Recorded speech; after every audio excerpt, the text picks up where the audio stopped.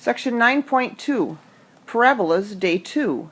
So now that we know how to graph a parabola and we understand what it means to have a focus and a directrix, we're going to branch out a little bit and we are going to need to get parabolas into correct graphing form before we're going to be able to graph them. So we're going to need to be able to complete the square. So let's review what that means to complete the square. What that means is that we need to be able to write as a binomial squared. So that will be the x-coordinate or the y-coordinate, depending on whether it opens up or down or left or right, which means we're coming from having factored a polynomial into two identical binomials. So how would we do that? If we were to add 4, hopefully you would recognize that you would factor this as x plus 2 and x plus 2, which is x plus 2 quantity squared. So how do those numbers relate to each other? So in other words, what can we multiply so that we have c times something and c times something else from our parentheses so that those things are going to add together to give us negative 10? Well, hopefully you realize that it's negative 5 and negative 5, and then when we multiply that, what we would actually be adding is 25 to our original polynomial. So let's look at this next one. W plus what? That would be identical. Well, half of 7 is 3.5. But let's look at this. 3.5 we could actually write as w plus 7 halves squared. And then when we were to square that, the 3.5 times 3.5, well, 7 halves times 7 halves is 49/4. So we can do that without our calculator. What do you notice about these first three examples that we've done is that the coefficient of my squared term is 1. So that must be the case in order to be able to complete the square. So if we look at this next example, we have a coefficient of 5. So what do we need to do? Well, we don't yet have an equation, so we can't just divide by that 5 and get rid of it, but we can factor it out. And so when we factor it out, we're left with a squared plus 4a plus that blank that we need to fill in to complete the square. So we're ignoring the 5 for a second, and we're completing the square on just the a squared plus 4a. So hopefully from above, you realize that the half of 4 is 2, and when we square that, we'll get 4. But what are we going to add in that blank? We're not adding 4 in that blank, even though this will factor as a plus 2 quantity squared. But we have that 5, which means we need to multiply that 5 by that 4. And that's what we're actually adding to our original polynomial to be able to make this a perfect square. Let's try this with the next one. We've got that 4, so let's factor out that 4. And we're left with t squared plus 4t. And again, when we complete that square, we're going to get t plus 2 quantity squared. But again, we have that factor of 4, and so we didn't actually add 4 inside. We're actually adding a 16. So I'd like you to try this last one. It's totally coincidental that my b and my c for both of these are the same. That won't be the case for this one, but I'd like you to try this one. And remember, first of all, that you have to factor out that 3. So now let's apply this to parabolas to get them in vertex form. We need to complete the square on this equation, so let's see what this is looking like. We've got an x squared term and we've got a y term, so that means it's going to be a y equals parabola, and we need to realize what that basic form of a parabola is, and we need to try to get this to look like that. So we're going to complete the square on the x's. We have the x squared and we have an x term. So let's just rewrite this so that we can complete the square. So again, ignoring the 8y minus 28 for a second, how do we complete the square on the x's? Well, half of 4 is 2, squared is 4. And so ultimately we have to get it so it's y equals. So we're going to have to bring the 28 over, and we're going to have to bring that 8 over. So rather than add 4 to the other side to keep this equation balanced, let's realize that that's what we completed the square on. And now to undo adding 4, we can subtract 4. And so now if you look at this, I haven't changed this equation. I have plus 4 and minus 4. And so now let's write this as a completed square, x plus 2 quantity squared. And let's not forget that minus 4. And now let's solve it for y. So adding the 28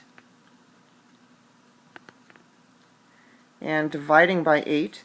And now realize that these are two terms here, so when we divide it into the first term, rather than write that as x plus 2 squared over 8, remember I need an a, so let's write that as 1/8 x plus 2 squared. And then 24 divided by 8 gives me the 3. And so now when we look at this, minus, it's actually going to be -2 and +3 for my vertex. Again, the x-coordinate is in the parentheses with the x, so that's how I know that the -2 is the x-coordinate.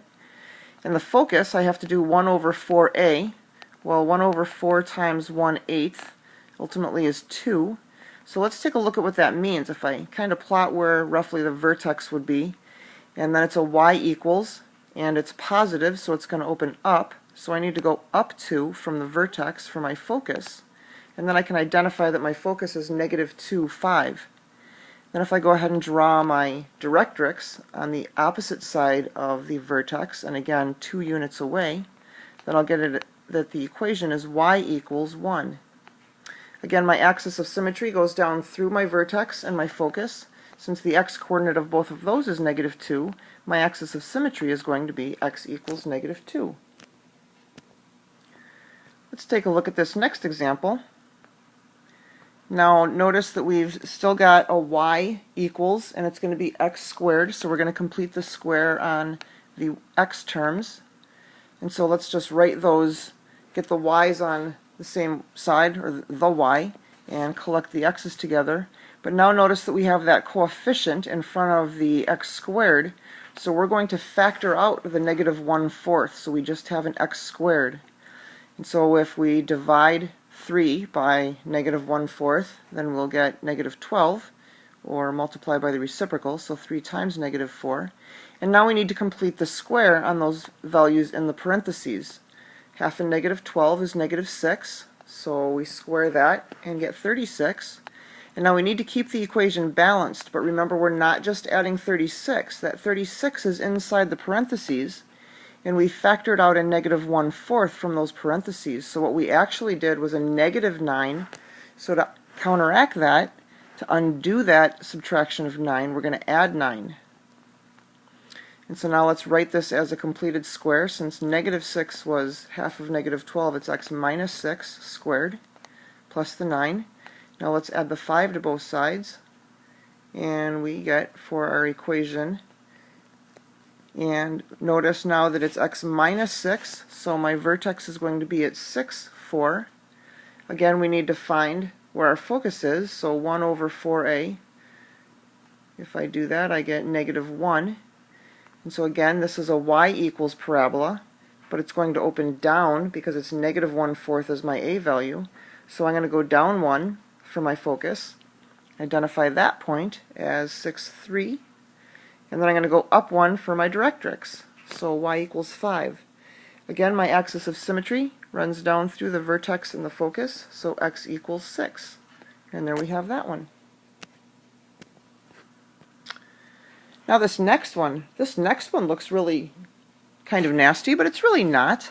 So again, it's a y equals, so we need to complete the square on the x's, but again we have that coefficient of 1/7, so we need to factor that out.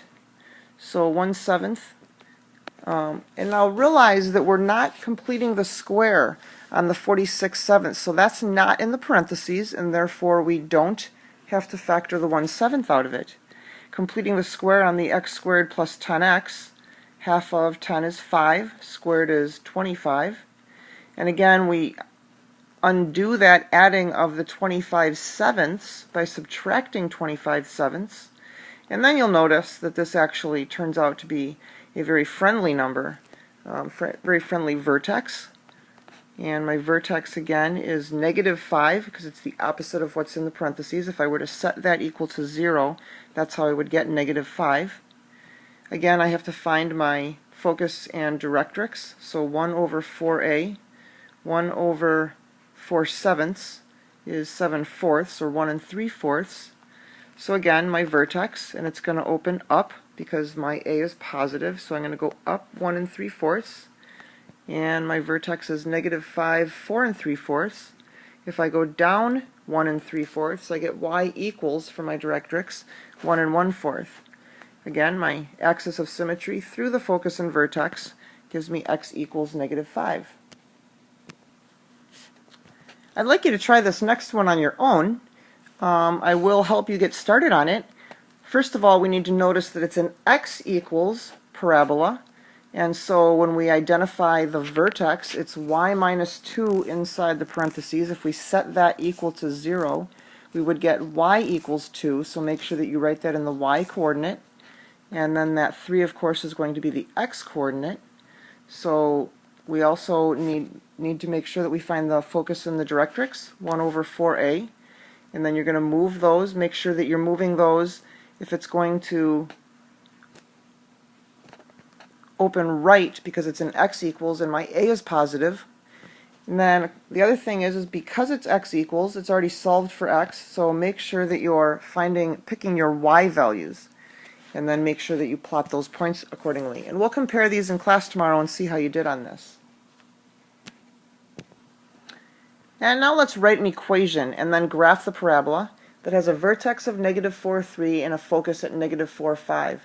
Well, since we have to graph it anyway, let's go ahead and graph what we know, and then we can figure some things out from there. So my vertex is -4, +3, and my focus is -4, +5. And so this opens up, because remember that my focus has to be inside my parabola, and the vertex is always on the parabola. So it's going to be of this form, y equals ax minus h squared plus k.